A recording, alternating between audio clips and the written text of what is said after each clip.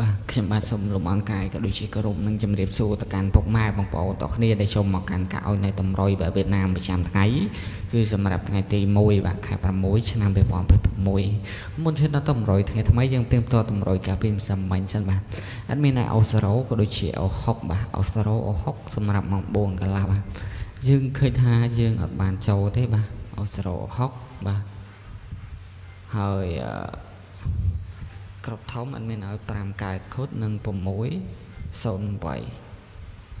អត់មានចូលទេបងប្អូនទាំងគ្នាតោះយើងមើលម៉ោង6វិញម៉ោង6កន្លះបាទម៉ោង6កន្លះ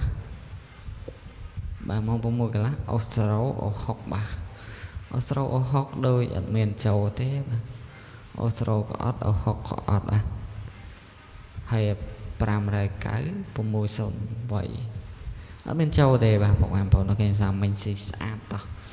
ហើយថ្ងៃទី6យើងយកហីវិញបងប្អូនអូខេ Subscribe ទុកម្នាក់មួយទៅបាទពេលណាអត់មានផុសតម្រុយទៅថ្មីបាទក៏ដូចជាព័ត៌មានកំសាន្តនៅលេខតម្រុយកំសាន្តពីណាមរាល់ថ្ងៃបងប្អូនឃើញមុនគេបងប្អូនអូខេបាន Subscribe ចាប់ហើយបងប្អូនអូខេពេលមានផុសទៅបងប្អូនអត់ឃើញទេបាទតោះតែមានសម្ភារតម្រុយថ្ងៃថ្មីជូនបាទសម្រាប់ពីខ្ទង់អត់មានឲ្យ76បាទឲ្យកែគុតបាទហើយ3ខ្ទង់អត់មានឲ្យ6 7គុតនិង3 21គុណបាទហើយអោសយើងអោសចាត់អោសកៅតើជូនបើហេបងប្អូនអូខេបាទអរគុណច្រើនបាទហើយសង្ឃឹមថាបងប្អូនអូខេនឹងជួយចុច like ក៏ដូចជា Subscribe និងបើកសារកណ្ដឹងឲ្យ admin បាទដើម្បីតាមដានរាល់តម្រុយ